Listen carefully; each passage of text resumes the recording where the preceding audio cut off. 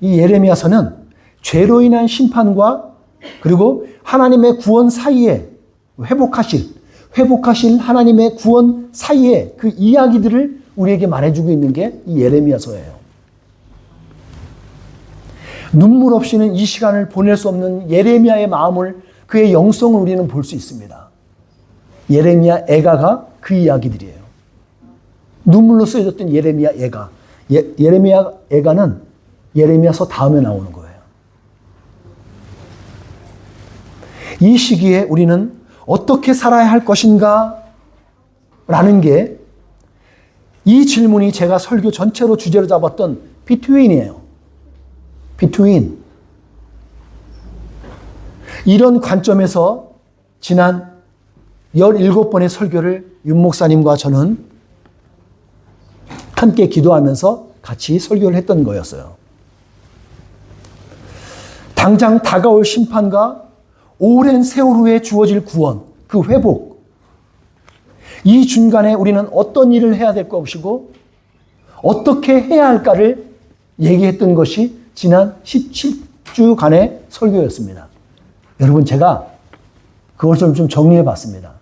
어떤 일을 해야 되며 어떻게 할까를.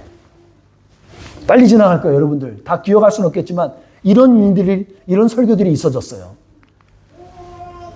메신저를 보내주신다는 거예요.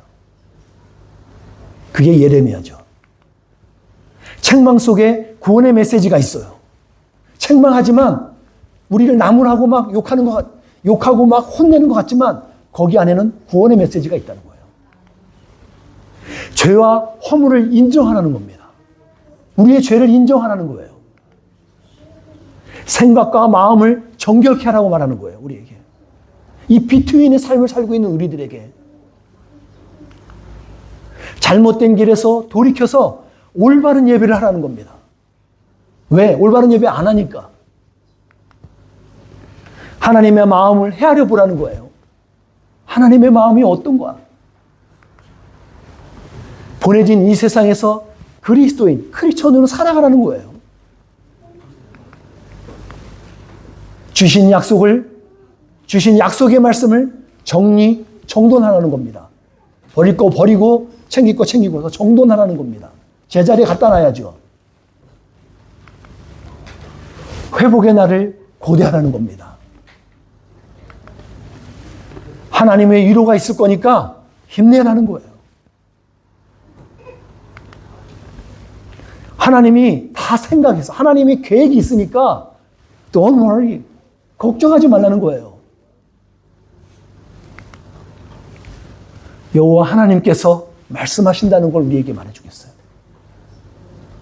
하나님께서 거듭 내가 말하고 있어. 내가 할 거야.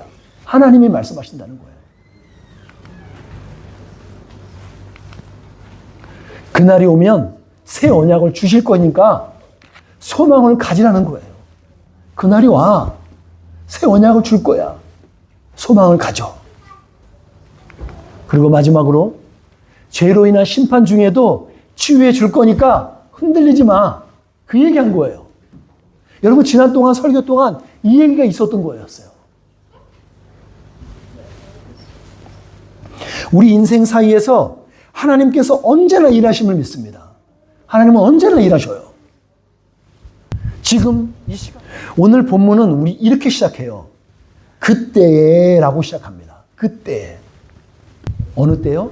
이 레갑 족속이 바벨론 군대를 피하고 시리아 군대를 피하고 나서 예레미야 예루살렘에 지금 들어와서 같이 살고 있는 거예요. 그 피해서 같이 살고 있는 그때, 바로 이때에 이런 배경하에서 하나님께서 예레미야에게 말씀하신 거예요. 유다 사람과 예루살렘에게 전하는 겁니다. 어떤 말을 전해요? 오늘 말씀의 핵심 포인트는 이겁니다. 하나님의 교훈을 받아 그 말에 순종하라는 거예요. 예레미야가 얘기하고 있는 건 이 말씀입니다. 이걸 좀 더 구체적으로 요약해서 풀어보면 이렇게 받아볼 수 있어요. 받은 교훈을 따라 순종하라는 거예요.